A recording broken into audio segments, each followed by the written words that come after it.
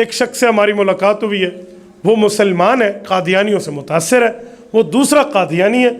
اب وہ دونوں مجھ سے ملنے آئے ہیں۔ بات یہ ہے کہ میں صرافہ بازار میں کام کرتا ہوں، تو قادیانی نے مجھے آرڈر دیا کہ آپ میرا یہ مال بنا دیں، تو میرے دوستوں نے کہا جی آپ ان کا نہ بنائیں، یہ بے ایمان ہے۔ تو اس نے کہا کیوں، میں انسان نہیں ہوں؟ آپ نے عیسائی کے ساتھ تو کوئی سوشل بائیکاٹ نہیں کیا، یہودی کے ساتھ تو نہیں کیا، جی ہندو کے ساتھ تو نہیں کیا، اور کسی غیر مسلم پارسی وغیرہ سے تو نہیں کیا، مجھ سے کیوں کرتے ہو؟ یار کاروباری تعلق ہے، ہم سے رکھنا چاہیے۔ یوں باتیں چلی تو آؤ ذرا ہمیں سمجھائے، وہ مجھ سے ملنے لایا۔ اب جب ہم بیٹھے بات چلی، میں نے اسے کہا کہ آپ مرزا قادیانی کے بارے میں کیا بات رکھتے ہیں؟ صحیح مسلم میں حدیث ہے، اس حدیث کے مطابق ہم مانتے ہیں۔ اب دو باتیں ہیں، اسے صحیح مسلم کی حدیث نہ پڑھنے دینا۔ کیوں؟ امام مسلم کا عقیدہ تو ختم نبوت کا ہے۔ تجھے کس نے کہا ہے؟ تو اس بندے سے دلیل دکھا جو خود ختم نبوت کا قائل ہے، باقیوں کو دجال کہتا ہے۔ تجھے کس نے کہا؟ تو اپنی کوئی لا۔ لیکن میں نے یوں پوائنٹ نہیں چلایا، میں نے بات چلانی تھی نا، میں نے بند گلی میں نہیں بٹھانا۔ میں نے کہا چلو تھوڑی فٹ بال کی 2 ککیں اس کے ساتھ کھیل لیں۔ میں نے کہا جی کون سی حدیث ہے؟ اجی حدیث ہے 3 چاند نکلیں گے، برابر نکلیں گے، اس طرح نکلیں گے، اس کے بعد ایک نبی آئے گا۔ اور مرزا صاحب کی پیدائش سے پہلے وہ 3 چاند نکلے تھے، قیامت کی نشانی پوری ہوئی تھی، پھر مرزا صاحب پیدا ہو گئے تھے۔ میں نے اسے کہا آپ نے صحیح مسلم میں پڑھا ہے؟ کہتے ہاں پڑھا ہے۔ میں نے کہا آپ نے صرف پڑھا ہے؟ نہیں، پڑھا ہے۔ میں نے صحیح مسلم میں 100 میں سے 100 نمبر لیے ہیں، میں صحیح مسلم پڑھ بھی چکا ہوں، پڑھا بھی چکا ہوں، میں یہ انگلیوں پہ جانتا ہوں۔ بیٹا یہ حدیث پاک تو ڈھونڈ دے، میں تیرا ہاتھ چوم لوں گا۔ اتنی ڈٹائی سے اس نے جھوٹ بولا تھا، نہیں ہے صحیح مسلم میں حدیث، علماء جانتے ہیں ایسے فدو کھاتا اس چلایا۔ اتنی ڈٹائی سے جھوٹ بولتا، اس کے چہرے سے ذرہ برابر بھی محسوس نہیں ہوتا تھا جھوٹ بول رہا ہے، ذرہ برابر بھی محسوس نہیں ہو رہا تھا۔ میرے ساتھ جو ہمارے ساتھی بیٹھے تھے، میں نے کہا دیکھو ایک قادیانی ہونے نے، دیکھو ذرا، اگر کسی بندے نے صحیح مسلم پہ عبور نہ رکھا ہوتا، شاید وہ ایک بار کہتا کہ یار ہو سکتا ہے 800 صفحے کی کتاب ہے، ذرا میں دیکھ لوں کہیں ہو نہیں ایسی بات۔ میں نے اسے کہا مجھے نکال دے۔ جب میں ڈٹ کر بات کی نا، جیسے بات کرنے کا حق ہوتا ہے، پھر سمجھایا اسے، تو میں کہتے ہیں اصل میں مجھے اردو والی کتاب سے میرے مربی نے پڑھایا تھا، مربی ان کے مولویوں کو کہتے ہیں۔ تو میں نے کہا اصل مربی نے تجھے خراب کیا ہے، یہ حدیث لے آ پھر بات کریں گے۔ اچھا بہرحال اس کی تو چھترول ہوئی نا اس حدیث پہ، اس نے پھر ٹائم طے کیا، اب 1 مہینہ 2 4 5 سوال اور بھی حل ہوتے گئے درمیان میں۔ اس ملاقات کے بعد وہ مسلمانوں سے لے کر اٹھ گیا۔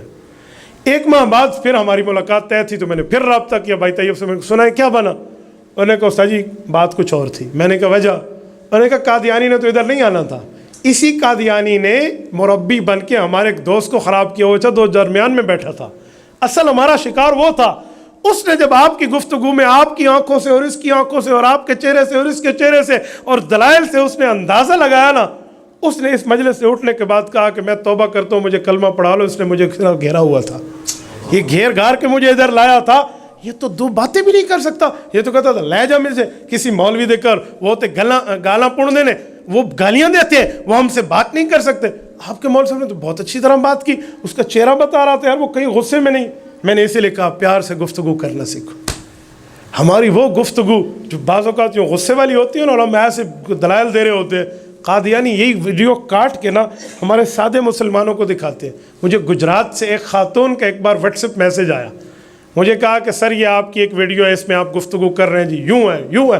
تو قادیانی کہتے دیکھو ان کو تو بولنے کا انداز بھی نہیں آتا، ایسے بولا جاتا ہے۔ میں نے اسے کہا 2 باتیں ہیں، علامہ محمد اقبال رحمۃ اللہ علیہ کی ایک بات کو اٹھا لینا، ہو ہلکا یار ہاں تو بر ریشم کی طرح نرم، ہو رزم حق و باطل تو فولاد ہے مومن۔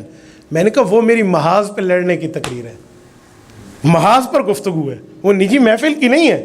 ادھر تو میں کیس لڑ رہا ہوں ختم نبوت کا جیسے لڑنے کا حق ہوتا ہے، وہ اس کو اٹھا کر دکھا رہا ہے۔ آؤ میں حدیث پاک لاتا ہوں، صحیح بخاری، حضرت ابو ہریرہ رضی اللہ عنہ فرماتے ہیں اذا قام فینا خطیبہ صلی اللہ علیہ وسلم، کہا جب اللہ کے رسول ہم میں خطابت کے لیے، بیان کرنے کے لیے، گفتگو کرنے کے لیے، تقریر کرنے کے لیے، وعظ اور نصیحت فرمانے کے لیے حضور علیہ السلام کھڑے ہو کر بیان فرماتے، اعلیٰ صوتہ، حضور کی آواز عام ٹائم سے قدرے بلند ہو جاتی، واشتد غضبہ، غصہ تیز ہو جاتا، کأنہ منذر جیش صبحکم و مساکم، ایسے لگتا جیسے حضور علیہ السلام ایمرجنسی میں گفتگو فرما رہے ہیں، حالت اضطراری میں، کہ ایک لشکر تم پہ حملہ آور ہوتا ہے، یا صبح پہنچے گا یا شام پہنچے گا۔ تو میں نے کہا طرز خطابت پر بھی دلائل موجود ہے، لیکن اس بے ایمان نے دلیل کی طاقت نہیں دکھائی، صرف وہ گفتگو کی لہر دکھائی ہے کہ دیکھو اے گلاں کر دیں تو گل کرن آندی بھی کوئی نہیں۔ میرے دوستو کئی پوائنٹس میں قادیانی پکڑ پکڑ کے بات کرتے ہیں. اس سب پوائنٹس پہ بندے کی تیاری ہونی چاہیے. میں نے کس طرح چلنا ہے, میرے کیا ترتیب ہے, میرا معاملہ, یہ آپ دیکھا کریں. یہ تب ہے جب فَإِنَّ يَدَ اللَّهِ مَعَ الْجَمَاعَةِ, جب آپ ایک جماعت کے تحت چلیں گے, آپ علماء کی ماتحتی میں چلیں گے, آپ اپنے اکابرین سے پوچھ کے چلیں گے, پھر آپ ختم نبوت پہ کام کر سکتے ہیں. تبارك الذي نزل الفرقان على عبده ليكون للعالمين نذيرا.